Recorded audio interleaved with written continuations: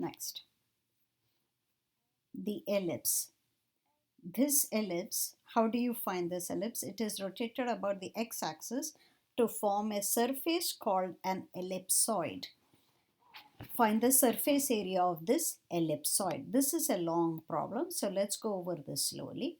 So that's your ellipse here. X squared over a squared plus y squared over b squared is 1. So vertices are a, 0, minus a, 0. Co-vertices are 0, b and 0, negative b.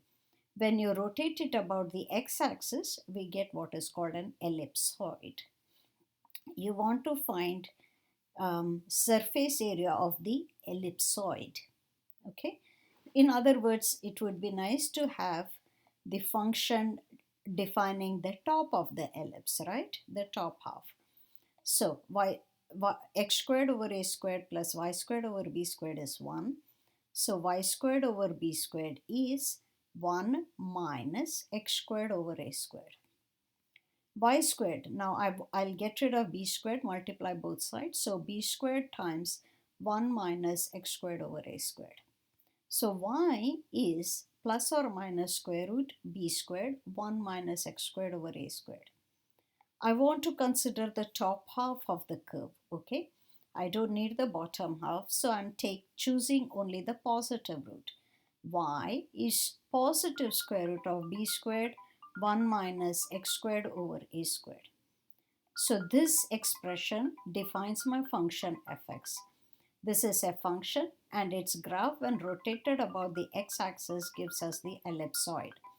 Therefore, surface area of this ellipsoid is 2 pi integral negative a to a fx square root 1 plus f prime x squared dx. Notice our function is rather symmetric, you see. So instead of taking integral negative a to a, I'll simply take integral 0 to a and twice of that. That's all I have done here. Twice of the integral 0 to a of the same expression. So that 2 times 2 pi is a 4 pi. Now let's understand this integrand. Fx is square root b squared 1 plus x squared over a squared. Simplifying all this, in square root of b squared is b outside, square root of this a squared is a squared minus x squared is inside the radical.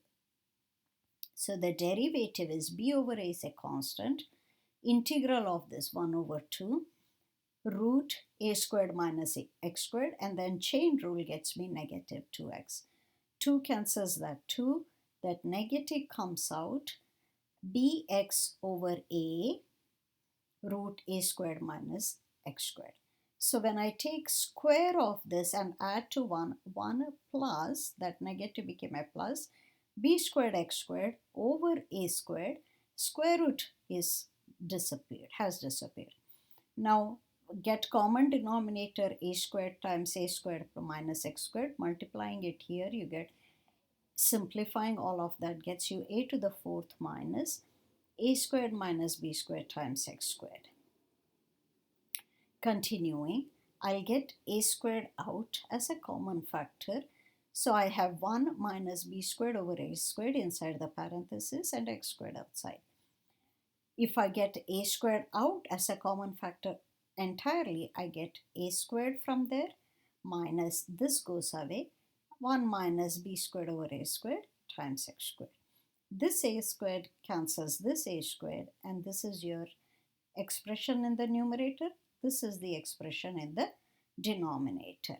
Now, fx times all of this. All right, that was fx, and this is the square root of 1 plus f prime x. So why would we do that? Notice the square root of the denominator cancels square root here. So all we have is b over a and square root of the top. Once you have this, what happens is, look at a squared. I'm going to get the a squared out. So I'm dividing x squared by a squared and getting a squared out. Square root of a squared is a, that cancels that a. All I have is b outside, and x squared over a squared, you see. Now, surface area is 4 pi times integral 0 to a, this expression. We just calculated this particular expression to be all of this. All right, all of that. B is a constant. It doesn't do anything, but the rest of it, we can work on it, right? So 1 minus, this is a constant, we call it a. This over a squared, all of that is a. How do you find integral of square root 1 minus ax squared? This calls for trigonometric substitution. Call x equals sine theta over square root a. That is, dx is cosine theta d theta over square root a. 1 minus ax squared is 1 minus a sine theta over square root a square. The squaring cancels the a, and I'm left with 1 minus sine squared, which is cosine squared. So the square root is cosine.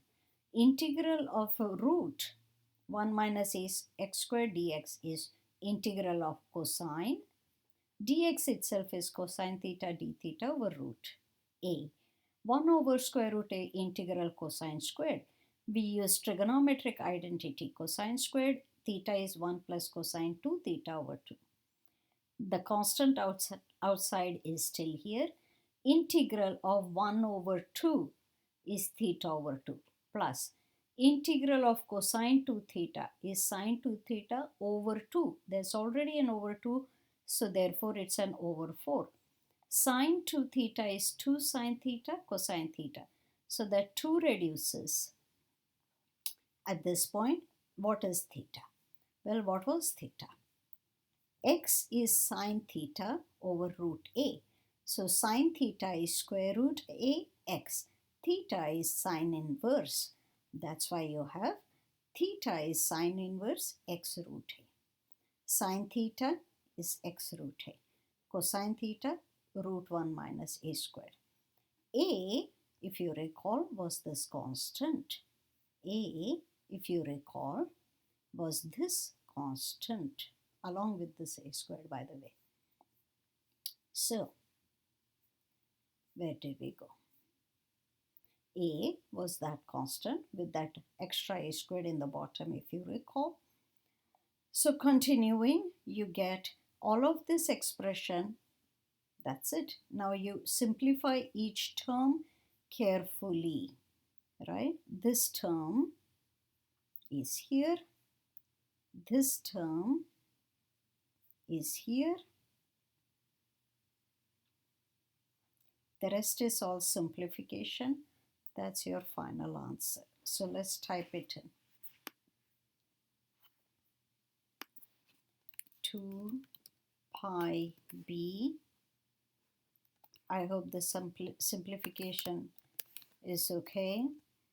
Over square root a squared minus b squared times arc sine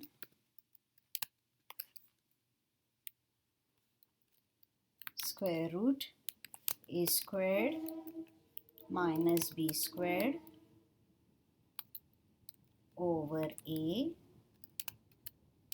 plus b. All right. All right. We will continue next problem in our next video. I'll keep this file for you to see how the calculations are simplified. All right. So you are simplifying each term here and here until here. Until next problem, see you.